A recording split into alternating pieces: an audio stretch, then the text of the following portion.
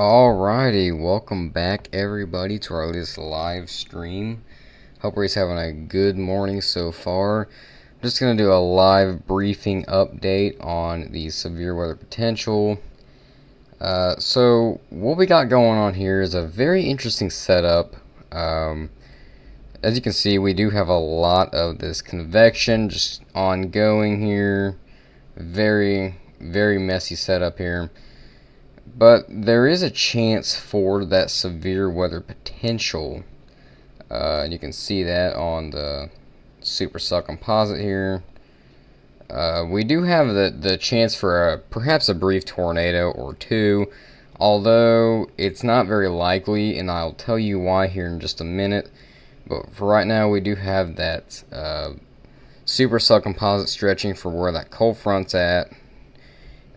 We do have the updraft helicity that's going through some sort of track here. It's not very strong.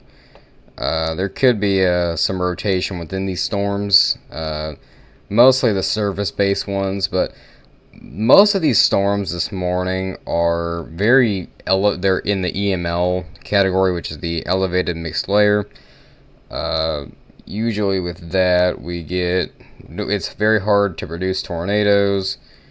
It's very hard to get these storms going really severe. Now, if they were surface-based storms, then I could see a couple of tornadoes. But the reason why we don't have as much severe activity going on at the moment is because a lot of this is capped, or the lid on the atmosphere is preventing a lot of this from really going into action here.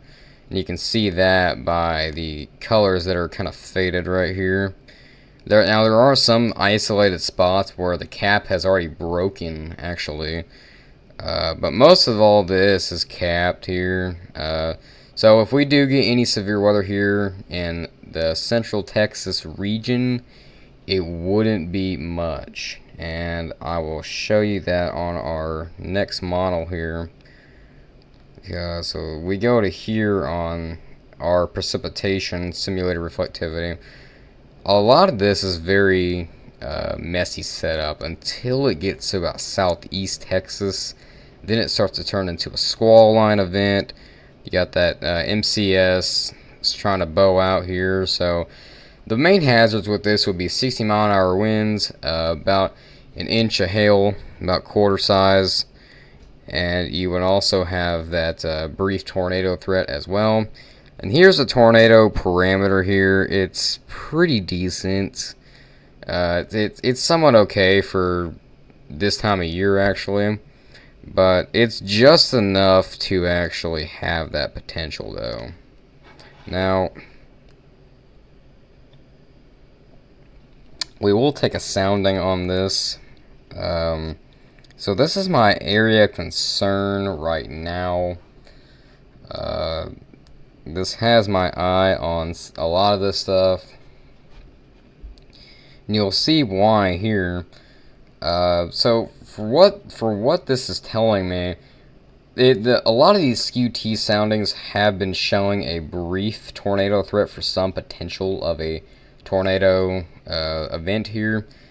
But mostly is due to because you have this curved hodograph right there. You have that curved hodograph, which is showing a lot of low-level rotation. You have the storm relative inflow over here. And a lot of this is really due to that 280 velocity on that atmospheric sounding. Now, I did want to take a look at this as well. The storm base down here. The storm base is very low, as shown right here. You have the equilibrium level is going to be right about there. If a thunderstorm were to get that high into the atmosphere, but really you have the 3M CAPE, which I've learned is it's a really good tool. It's like the cheat code, if you will, for producing tornadoes, for forecasting. It's about 37 to 40, so it's decent in terms of values.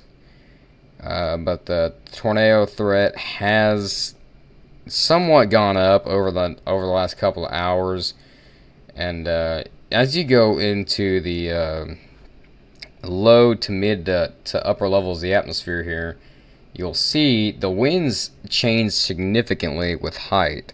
That's not supposed to happen if you really don't want tornadoes.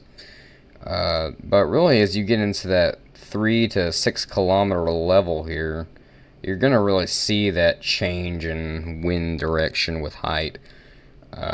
We got a lot of dew points in the atmosphere. Temperatures are really, really up there with severe weather potential there. So really, what we're just watching here is the main thing we're watching here overall is the potential for a brief tornado or two. And the Weather Service has mentioned this over the last couple hours. They have put out a mesoscale discussion for anywhere in north central to central Texas down here. They have put out that mesoscale discussion. So really, a lot of jet stream going right about in the low levels here. Really strong wind shear, especially in southeast Texas as you go throughout today. You just got really a lot of that cape that's just really lacking basically, and you really got a lot of that wind. But a lot of the times, if you have this much wind shear with very low cape, usually the wind shear will actually overcome the cape levels, and it'll still find a way to produce tornadoes. You can see that right here on our dew points. Our dew points are very high for this event, 69 to 70, even 73 in some isolated areas. You got the you go to the rainfall totals. Rainfall totals are very up there, especially near Dallas, just kind of east of the DFW Metroplex, right here. And you have a lot of that wind shear, like I said, like I mentioned a minute ago. A lot of that wind shear is just really cranking for tornadoes, right about 50 to 60 knots. It's really, really cranking with that jet stream there. The jet, and here's the surface low right up here. That surface low is going to be up here with that mixed level cape. So like I said, if these were a lot more surface-based storms, I could see tornadoes getting produced here. But I will continue to monitor this over the next couple hours before it hits the I-35 corridor and the I-45 corridor, and I will let y'all know on new updates as the day goes on. Thank you for tuning in,